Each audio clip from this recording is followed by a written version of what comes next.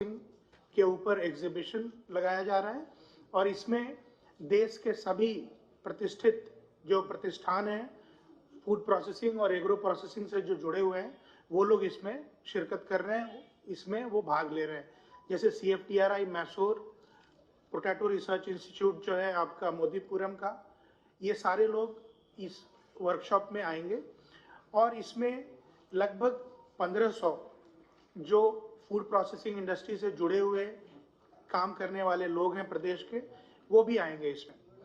जो prime minister FME scheme जो है जिसमें फूड मैन्युफैक्चरिंग के लिए MSME को फंड किया जाता है, उनके जो बेनिफिशियरीज हैं जिन्होंने अभी पिछले 1.5-2 सालों में लोन लिया है, वो भी उनको भी आमंत्रित किया गया है ताकि वो भी आकर देखें कि किस लेवल पे फूड प्रोसेसिंग का काम किया जा सकता है। तो ये बेसिक पर्पस था कि इसको ज़्यादा से ज़्यादा लोगों तक पहुंचाया जाए आपके माध्यम से। इस प्रेस कॉन्फ्रेंस का ये मकसद था। अब मैं आपको थोड़ा सा फूड प्रोसेसिंग इंडस्ट्री के महत्व के बारे में बताना चाहूँगा। देखिए, यूपी में अभी लगभग $250 बिलियन की इकोनॉमी है, जिसको हम लोग स्टेट की GDP कहते हैं एक साल की, वो $250 बिलियन यानी 20 लाख करोड़ की है। इस 20 लाख करोड़ की इकोनॉमी में लगभग 4.5 लाख करोड़ कृषि का योगदान है, एग्रीकल्चर सेक्टर का योगदान है, और इसमें मतलब $50 बिलियन के आसपास 25% कृषि क्षेत्र का योगदान है और $9 बिलियन यानी लगभग 50,000 करोड़ रुपया फूड प्रोसेसिंग इंडस्ट्री का योगदान है इस पूरे सेक्टर में। लगभग 70,000 के आसपास MSME यूनिट्स हैं जो रजिस्टर्ड हैं प्रदेश में, लेकिन बहुत बड़ी संख्या है, लगभग 20 लाख के आसपास यूनिट जो अनरजिस्टर्ड और अनऑर्गेनाइज सेक्टर में MSME फूड प्रोसेसिंग के इलाके में एरिया में काम कर रही हैं। पूरे देश में टेक्सटाइल सेक्टर में सबसे ज़्यादा लोगों को नौकरी मिलती है, उसके बाद ये दूसरे नंबर पे। फूड प्रोसेसिंग और MSME का जो सेक्टर है ये पूरे देश में दूसरे नंबर का रोजगार देने का एक सेक्टर है और ख़ास करके यूपी में इसका बहुत ज़्यादा रेलिवेंस और बहुत ज़्यादा इम्पोर्टेंस है, क्योंकि यूपी लगभग 15 एग्रीकल्चरल प्रोड्यूस के प्रोडक्शन में नंबर 1 के स्थान पे है। गेहूं, पूरे देश का 34% गेहूं उत्तर प्रदेश में होता है। आम, पोटैटो, कॉलीफ्लावर, वाटरमेलन, इस तरह से 15 उत्पाद ऐसे हैं कृषि के जिसमें यूपी नंबर 1 पे पूरे देश में आता है। फूड प्रोसेसिंग का जो एक बहुत बड़ा रोल है वो रोजगार देना है और गैर सीजन में उन पदार्थों को उपयोग के लिए अवेलेबल कराना भी है। तीसरा, एक्सपोर्ट में इसका बहुत ज़्यादा इंपॉर्टेंस है। रॉ चीज़ें बहुत कम एक्सपोर्ट हो पाती हैं, अगर आप गेहूं चावल छोड़ दें तो उसके अलावा बाकी चीज़ें रॉ एक्सपोर्ट करना मुश्किल होता है, इसीलिए प्रोसेसिंग का एक बहुत बड़ा योगदान एक्सपोर्ट में भी है। और आप जानते हैं कि जो सरकार ने 1 ट्रिलियन इकोनॉमी का एक टारगेट रखा हुआ है वो अचीव नहीं किया जा सकता है अगर हम लोग अपना सारा उत्पाद अपने ही एमंग कंज्यूम करते रहें। हमें जरूरी है अब दूसरे प्रदेशों में बेचना, दूसरे देशों में बेचना, ये इसका बहुत ज़रूरत है और उसमें फूड प्रोसेसिंग का बहुत बड़ा योगदान है। अब मैं अनुरोध करूंगा जो इंडियन इंडस्ट्री एसोसिएशन के अग्रवाल साहब हैं कि वो अपनी बात आपके सामने रखें। Thank you. सभी पत्रकार बंधुओं का बहुत बहुत स्वागत है। जब हम बात करते हैं $1 ट्रिलियन तक पहुंचने की सन 2027 तक, किसी भी हालत में जब तक MSME, हम उद्यमी भाई किसानों के पास तक नहीं पहुंचेंगे, हमारी इंडस्ट्रीज खेतों तक नहीं पहुंचेंगी, हम लोग ब्लॉक स्तर तक नहीं जाएंगे, ये सपना पूरा नहीं होगा। हम चाहते हैं हमारे किसानों का उत्पाद का मूल्य डॉलर में मिले। डॉलर में जब मिलेगा जब उनके उत्पाद एक क्वालिटी प्रोडक्ट बनने के साथ साथ उसको ठीक से हम लोग प्रिक्योर कर पाए। अभी क्या होता है कि जैसे मैंने बहुत अच्छा आम हो गया, बहुत अच्छी चीज़ें हो गई, लेकिन उसको प्रिक्योरमेंट प्रॉपर नहीं हो पाता। प्रॉपर प्रिक्योरमेंट होगा तो ये क्वालिटी कहीं तक भी जाएगी, उसकी कीमत डॉलर में मिलेगी। आज 22 करोड़ से ज़्यादा हम लोग हैं, हम एक मार्केट बन के रह गए हैं। विश्व के 5वें सबसे बड़े देश के रूप में उत्तर प्रदेश है। सबसे ज़्यादा कंज्यूमर हमारे पास है। उत्पादन हमारे यूपी में होता है। माल वो सारा गेहूँ, मक्का, बाजरा, मेंथा सब कुछ चला जाता है गुजरात, महाराष्ट्र, वहाँ जाके पार्ले जी के बिस्कुट बनते हैं। बनाने वाले श्रमिक यूपी के हैं, बिकने के लिए फिर यूपी में आता है। नहीं, ऐसा नहीं होना चाहिए। अब होगा कि हमारी फैक्ट्रियां, आलू अगर होता है पुआए में या मुक्का होती है आपकी किसी तहसील में, उस जगह फैक्ट्रियां लगें, तभी हम उसका जितना ट्रांसपोर्टेशन का मूल्य कम कर पाएंगे, उतना ही किसानों को उसकी ज्यादा फायदा मिलेगा। नहीं, कानपुर में देखिए उसकी एंसिलरी यूनिट है, मेन एंसिलरी यूनिट मतलब इस लोगों ने किराए पे ले रखी है, बस उस पर लीज पे ले रखी है, लेकिन मेनली खाली अकेली कानपुर में नहीं है, सब जगह है। तो आज से मैं खाली एक उदाहरण दे रहा था कि बहुत सारी चीजें ऐसी हैं जो कि उत्पाद हमारे यहाँ पर होते हैं, रॉ मटेरियल, और जाते हैं दूसरे प्रदेशों में, वहां से बन के उसका तैयार माल यहाँ बिकता है। कहने का ये मेरा, हम ये चाहते हैं कि इसके उत्पादन हमारे MSME, जो कि एक बहुत बड़ी संस्था हमारी आई है, जिसमें 10,000 से ज्यादा एकदम एक्टिव मेंबर है, हमारी ये इच्छा है कि हम अपनी फैक्ट्रियों को इस तरह से आगे, क्योंकि सरकार की बहुत सारी योजनाएं हैं, तो उस योजनाओं को मतलब फायदा लेते हुए, उसको योजनाओं को बताते हुए, अपने नए एंटरप्रेन्योर को भी बताते हुए, जो आने वाले समय में जो 2 तारीख को होने वाला हमारे 2 से 5 तारीख 4 तारीख तक जो भी आयोजन होंगे, उसमें लगातार सेमिनार इसी बात पर होंगे कि लोग बड़े बड़े साइंटिस्ट आएंगे बताने के लिए कि आपको कैसे अपने उत्पाद को बचाना है, कैसे हम यहाँ पर इसका प्रोसेस कर सकते हैं।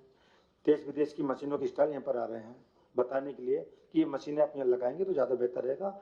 और एक हमारा सपना और सोच और हमारा यही का इच्छा है कि जितने लोग उस दिन वहाँ पर रजिस्ट्रेशन कराएं इस अपनी योजनाओं के तहत, हम उसकी हैंड होल्डिंग करेंगे, फॉलोअप करेंगे, चाहे वो हमारे प्रदेश के किसी भी गाँव के हों। उस दिन जिसका रजिस्ट्रेशन हो गया उसको लोन क्यों नहीं मिल पा रहा है, उसका काम आगे क्यों नहीं बढ़ पा रहा है, इसकी हम हैंड होल्डिंग ये करेगा, यहाँ से भी होगी और हमारे चैप्टर वाले भी करेंगे।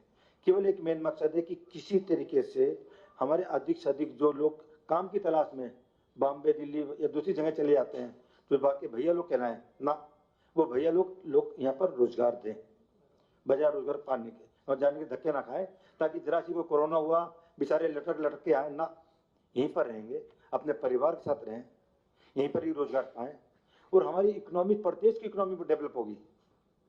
मेन चीज है कि हमारा प्रदेश में हर चीज बहुत अच्छी मात्रा में उपलब्ध है, यहाँ के कुशल श्रमिक सब जगह उपलब्ध है।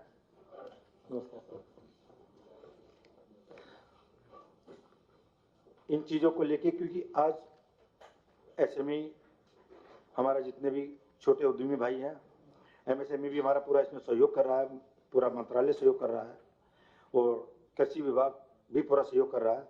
इन चीज़ों को देखते हुए एक योजना बनाई गई है कि 2 तारीख से 4 तारीख तक जो भी आयोजन होगा, इसके अंदर 100 से ज़्यादा स्टॉल लग रहे हैं। बहुत सारे बैंक इसमें हम लोगों का सहयोग कर रहे हैं ताकि लोगों को लोन दे सकें। बहुत सारी एजेंसियां आ रही हैं, स्पेशलिस्ट आ रहे हैं ताकि लोगों को बताया जा सके। जैसे सर ने अभी बताया पोटैटो पे क्या बहुत सारी मशीनें और भी तरीके की, कि मक्का से कैसे बनेगा, आलू से क्या बन सकता है, हम मेंथा किस तरह से क्रिस्टल बना सकते हैं, इन सब की मशीनें, बल्कि इवन खेती पर भी ड्रोन से कैसे छिड़काव करके कैसे अपने बचाया जा सकता है, उन सब चीज़ों के अलग अलग स्टॉल लगेंगे बताने के लिए कि हम अपने उत्पाद को कैसे बेहतर करें। जब हमारे उत्पाद बेहतर होंगे, क्वालिटी बेहतर होगी, तो निश्चित रूप से हम उसकी कीमत ज़्यादा दे पाएंगे और उससे अच्छी क्वालिटी का हम लोग उत्पादन कर सकेंगे।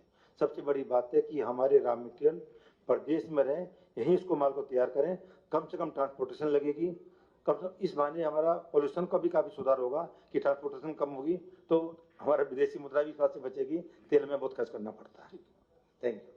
Thank you. हम लोगों ने आपको फूड प्रोसेसिंग के रेलेवेंस के बारे में और जो इंडियन इंडस्ट्री एसोसिएशन करने जा रहा है उसके बारे में बताया। अब अमित आए हुए हैं यहाँ पे, SCS MSME, वो लीडिंग रोल इसमें MSME का है इस वर्कशॉप में, वो आपको अपनी बात रखेंगे। धन्यवाद। 2 से 4 नवंबर के बीच IIA अपना सालाना कॉन्फ्रेंस ऑर्गेनाइज कर रहा है और जैसा आपको अभी बताया गया होगा, 2 तारीख को माननीय मुख्यमंत्री जी उसका उद्घाटन करेंगे और केंद्रीय MSME राज्य मंत्री श्री भानु प्रताप सिंह वर्मा जी भी आएंगे। परसों मेरी उनसे दिल्ली में मुलाकात हुई थी, उन्होंने भी अपनी सहमति दी है और भी डिप्टी चीफ मिनिस्टर साहब, हमारे विभाग के कैबिनेट मंत्री जी भी उसमें रहेंगे। अभी हाल में ही हम लोगों ने MSME की नई नीति जारी की है, वो आपकी जानकारी में है, MSME पॉलिसी 2022, और उसका उद्योग जगत ने काफ़ी सराहना उसकी की है और उसको उन्होंने बहुत इनकरेज फील कर रहे हैं।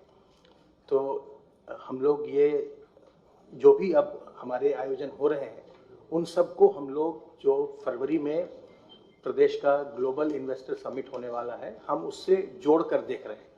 और IIA के अशोक अग्रवाल जी से और रजनी सेठी जी से और बाकी सभी पदाधिकारियों से हमने अनुरोध किया है कि आप अपने इस सालाना कॉन्फ्रेंस में भी ग्लोबल इन्वेस्टर समिट में कितना इन्वेस्टमेंट आपके मेंबर्स के द्वारा लाया जा सकेगा उस पर फोकस करिएगा, ताकि हम लोग उसको लिस्ट आउट कर सकें और उसके MOUs जो हैं हम समय से रेडी कर सकें। और जो एक प्रदेश का लक्ष्य है कि हम बहुत बड़े स्तर पर इन्वेस्टमेंट स्टेट को लेकर के आए, उसमें MSME की भी एक बड़ी भूमिका हो, उसके लिए हम इसमें लगातार प्रयासरत हैं। Thank you. इसमें लगभग 1500 यूनिट्स आ रही हैं यूपी के, और जो मैंने बताया CFTRI मैसूर के लोग आ रहे हैं, पोटैटो रिसर्च इंस्टीट्यूट मोदीपुरम और कुफरी वहाँ से भी लोग आ रहे हैं, सोनीपत से आ रहे हैं, सोनीपत से लोग आ रहे हैं। तो नेशनल लेवल की जो ऑर्गेनाइजेशंस हैं उसमें करीब 5 ऑर्गेनाइजेशंस और उनके साइंटिस्ट यहाँ पे आएंगे। कई इक्विपमेंट मैन्युफैक्चरर्स भी आ रहे हैं जिनका स्टॉल यहाँ पे होगा। बेकरी के बारे में भी आप लोगों ने एक ऑर्गेनाइज किया है, वहाँ पे लाइव बेकिंग का भी क्लासेस लोग करेंगे वहाँ पे। ये जिस अमाउंट का आपने बिजनेस बताया, वॉल्यूम बताया, पोटेंशियल बताया, उसमें और जो एक्सप्लोर किया गया अभी तक उसमें क्या रेशियो है? देखिए, अभी तक जो मैंने आपको बताया कि लगभग 50,000 करोड़ का फूड प्रोसेसिंग का योगदान है, 4.5 लाख करोड़ जो एग्रीकल्चर सेक्टर का योगदान है यूपी का, ठीक है ना। लेकिन फ्यूचर जैसा मैंने बताया कि लगभग 15 एग्रीकल्चरल प्रोड्यूस में यूपी नंबर 1 पे है, तो फ्यूचर बिल्कुल असीमित है। अभी का रेशियो है ऐसे भी some more details on these 15 commodities. हाँ ठीक है, ये हम आपको देंगे, ये आपको देंगे। What I felt as an individual was कि अशोक जी ने भी सब बताया कि लागत कम हो जाएगी, सस्ता बेच देंगे, सब कुछ हो जाएगा। अशोक अग्रवाल जी ने कि हमारे पास इतने कस्टमर्स भी हैं। One major thing which all of us, not him only, all of us we felt was not talking about GDP. The net purpose is that the GDP of the state also has. GDP मैंने आपको बताया कि अभी $250 billion यानी 20 लाख करोड़ का है। मैंने आपको ये बताया था $250 बिलियन और 20 लाख करोड़ का GDP है। इसमें 4.5 लाख करोड़ एग्रीकल्चर सेक्टर का योगदान है, उसमें लगभग 50,000 करोड़ फूड प्रोसेसिंग सेक्टर का $9 बिलियन योगदान है आज की तारीख में। और जैसा आप पूछ रहे थे पोटेंशियल के बारे में, तो यूपी में काफ़ी संभावनाएं हैं और बहुत असीमित सा पोटेंशियल है चीज़ों को यहाँ प्रोसेस करने का भी और दूसरे राज्य और दूसरे देशों में एक्सपोर्ट करने का भी। डेयरी इसमें इंक्लूडेड है, डेयरी शुगर इसमें इंक्लूडेड है, ये सारे एनिमल हस्बेंड्री, मीट, एग, ये सारे एग्रीकल्चर सेक्टर में आते हैं। मेजर जो है वो एग्रीकल्चर में फूड क्रॉप का है और उसके बाद 24% के आसपास हॉर्टिकल्चर का है जिसमें फ्रूट और वेजिटेबल आ जाता है। लगभग 24% के आसपास शुगर इंडस्ट्री का है। शुगर इंडस्ट्री में 35,000 करोड़ का तो सिर्फ वो गन्ना मूल्य भुगतान होता है। उसके बाद जब शुगर और उसके बाद इथेनॉल प्रोसेसिंग वगैरह देखें तो उनका रोल 24% के आसपास आता है। तो ब्रॉडली 50% में एग्रीकल्चर होता है, 24% में हॉर्टिकल्चर और ये एनिमल हस्बेंड्री वगैरह आ जाते हैं और 20% के आसपास शुगर केन का सेक्टर है हम लोग के यहाँ। Thank you.